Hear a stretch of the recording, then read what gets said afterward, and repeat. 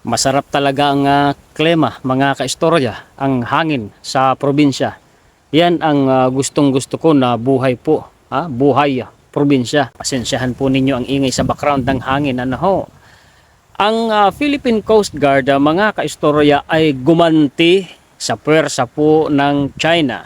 Kung dati tayo po ang sinashadowing ng China, ang nangyari ngayon mga kaistorya ay ang Coast Guard po natin ang nang shadow ngayon sa barko po ng China.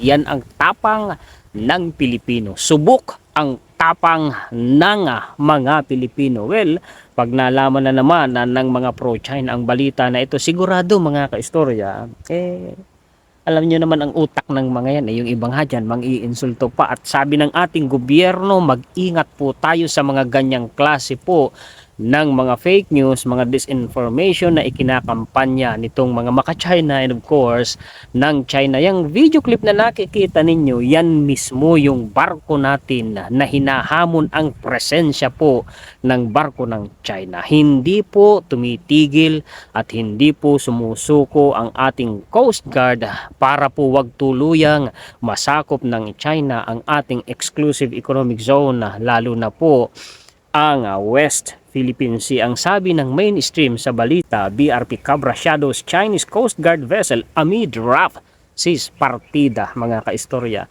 Yung time na yan, yung pinakita ko sa inyong video clip, ay hindi po maganda ang lagayan ng panahon. Ang taas ng alon, kung hindi ako nagkakamali base sa balita sa pagkakatanda ko, umaabot ng 5 metro. Hindi biro ang ganoon kalaking alon, mga kaistorya. Biruin mo, 5 metro. Mahigit isang palapag po ang taas niyan. Humigit ko mo lang nasa 2 palapag na nga yan, mga kaistorya. Kataas yung alon na yan. Ang sabi po dito, despite challenging maritime conditions, the PCG vessel BRP Cabra has continued shadowing a Chinese Coast Guard ship near Zambales. In a statement on Saturday, March 8, the PCG said the 44-meter BRP Cabra maintained its position parallel to China's Coast Guard vessel 3105, 95 nautical miles off Zambales, preventing its approach to the coastline. Partida. Kitang-kita nyo, napakalaki. Ilang metro lamang ang layo po nung barko natin sa barko ng China. Ginigit-git po nilang ganun eh. Oo, base na sa nakita ninyo po dyan na video clip, mga kaistorya. At maidagdag ko nga palang balita bago tayo magpatuloy, mga kaistorya. Ngayon daw pong araw, sabi sa mga balita ng mainstream, inaabangan ang pagdating ni dating Pangulong Rodrigo Duterte sa airport para arestuhin. Ibibigay ko sa inyo ang balita na yan maya-maya. Ano? PCG Commandant Admiral Ronnie Hill Gavan reiterated the PCG vessels remain deployed. Hindi po lumalayas hindi po sumusuko in the West Philippine Sea to prevent China from altering the status quo and normalizing its unlawful presence within the Philippines exclusive economic zone. Pag sinabi mo, mga kaistorya, na ang ginagawa ng Coast Guard natin ay para wag ma-alter ng China yung status quo, ibig sabihin, sa madaling sabi, para wag magtagumpay ang China sa hangarin nila, mga kaistorya, dyan sa West Philippine Sea. Yung status quo kasi, yung kasalukuyang kalagayan ng sistema dyan po sa exclusive economic zone natin. Ibig sabihin, pag na-alter yun ng China, sa madaling sabi, kung hindi ako nagkakamali, kung tuluyan nila makamkam, wala na tayong magagawa nun pag tuloy ang nakamkam ng China yan, mga kaistorya.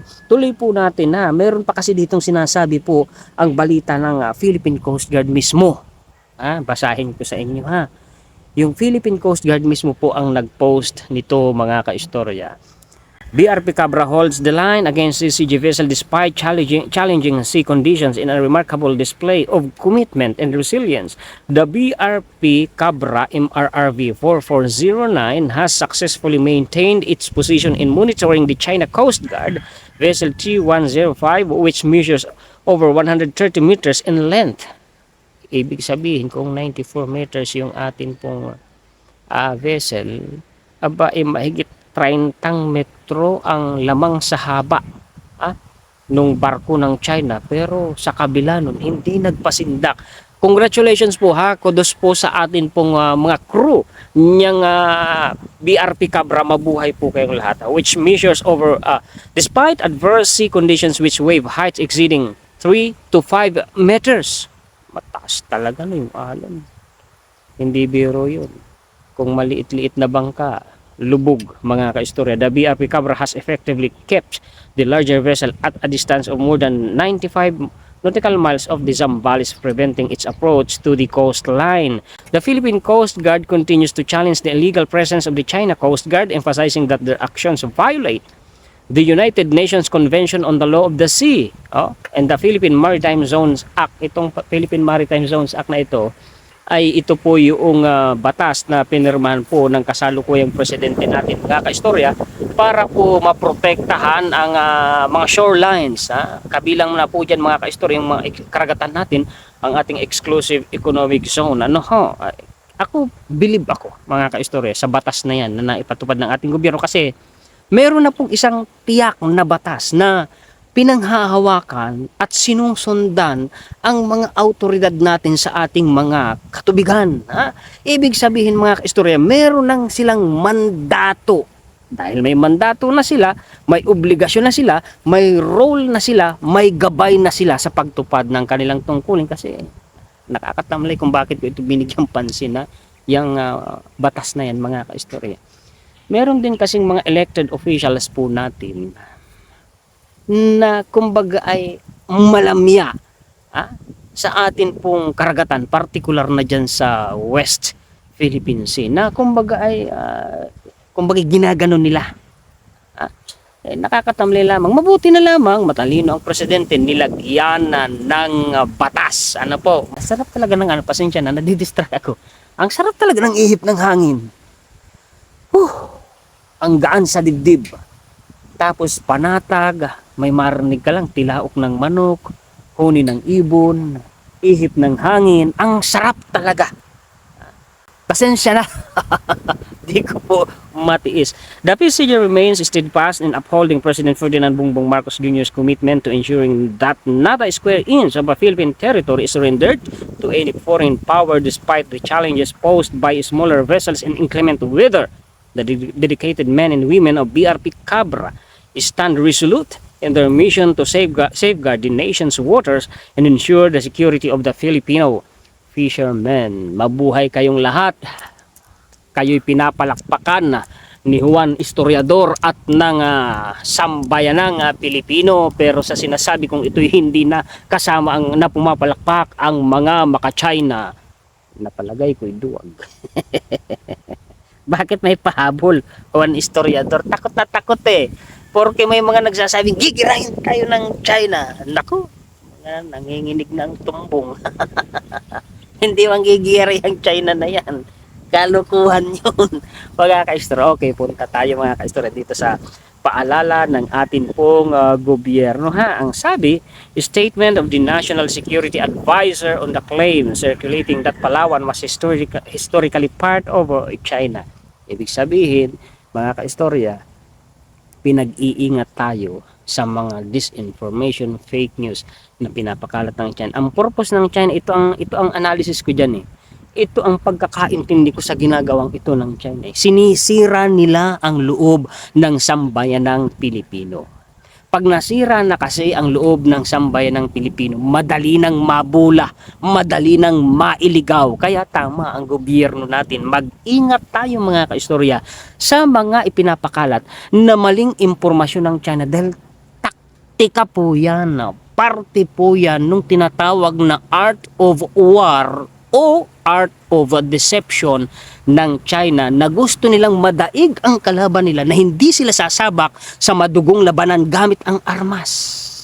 Kaya nga art of deception, pandarambong, pandaraya, panliligaw, yan yung ginagamit ng China. Kaya mag-ingat tayo. Dagdag pa, ipinapakita nila Union 1st District Representative Paulo Ortega, the fifth ang epekto ng disinformasyon sa social media, hangin pasigi lang, na naglalayong baguhin ang pananaw ng mga tao patungkol sa China, lalo na ang mga hakbang na sumasalungat sa soberanya ng bansa.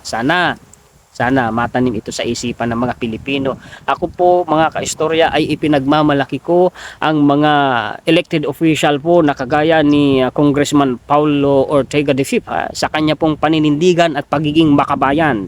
Binigyang diin ni Representative Ortega na kailangang maging mapanuri sa mga balita at impormasyon na ipinamamahagi sa online platforms. Nagkalat ang mga trolls ng China at may mga literal ding tao na mouthpieces ng China na sabi ay tinawag na mga modern makapili, mga bagong makapili. Kaya mag-ingat tayo, mga kaistorya ha, mag-ingat po.